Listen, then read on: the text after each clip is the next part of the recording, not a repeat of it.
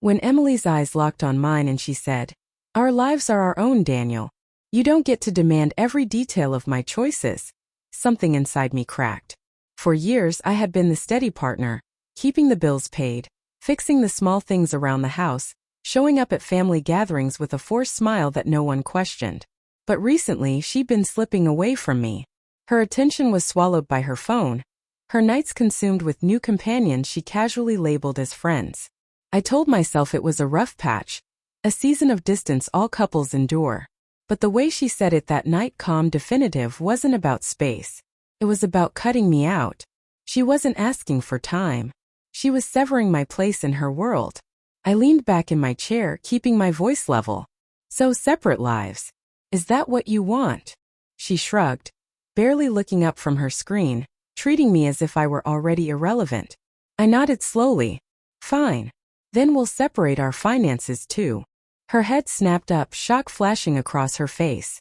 "What's that supposed to mean?" "It means," I said evenly, "I've carried this marriage while you've been elsewhere. If I'm no longer your partner, I won't keep being your banker." Her face hardened with anger. "You wouldn't dare." I stood. "I'm long past daring." I pulled out my laptop, calmly moving money into an account only I controlled.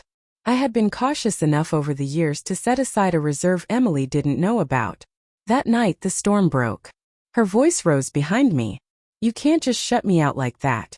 That's not marriage." I laughed bitterly. "Marriage? You just declared there isn't one. You wanted freedom, you've got it. But don't expect me to fund it." For the first time I saw fear flicker in her eyes. Her bravado had always depended on my willingness to shoulder everything. Without that, she was unsteady. She tried again, her voice trembling. "Daniel, don't be absurd. You can't lock me out of our money. We built this life together." I leaned in the doorway, arms folded. "We? Or was it me building while you enjoyed the rewards? You haven't paid toward the mortgage in years. The trips, the car, the dinners you don't even invite me to. Those were all on me." Her lips parted, but no words came. For once she had no clever retort. The next morning I made it final. My paycheck was redirected. The joint account frozen. The credit cards flagged. By midday, her phone began lighting up with purchase declines. When I returned that evening, she was pacing, furious. "My card was declined at the salon today. Do you know how humiliating that was?" I set my briefcase down calmly.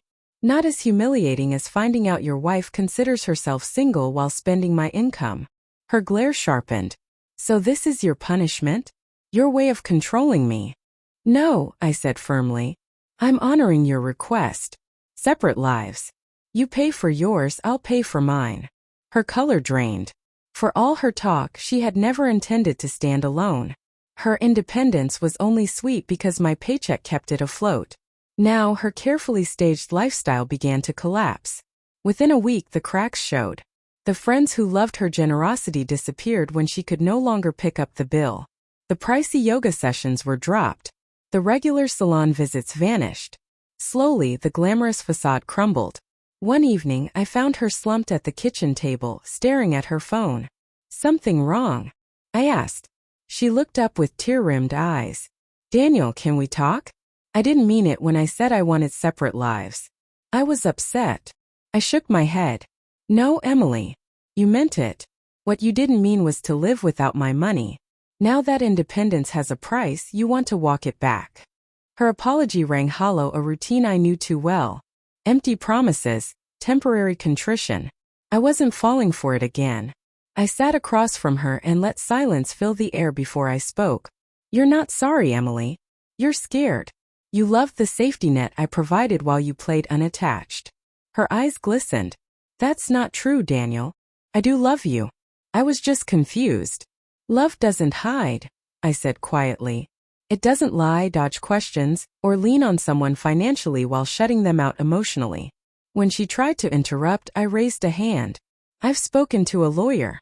The accounts are divided. The house will be sold and you'll get your share. It's enough to live on if you're careful. But from here you're on your own." Her face went pale, panic replacing her practiced defiance. The weight of real independence was sinking in. The weeks that followed moved quickly. I relocated to a modest apartment in the city, Small, peaceful, entirely mine. Emily's calls came late at night, her texts filled with tears and pleas to rebuild, but I didn't answer. That part of my life was closed. One Saturday morning, walking by the river, I ran into Claire, an old friend. Our conversation flowed effortlessly, laughter free of manipulation or pretense. I hadn't realized how much I missed that kind of simple, genuine connection. When the divorce was finalized, Emily was a shadow of the woman she once pretended to be.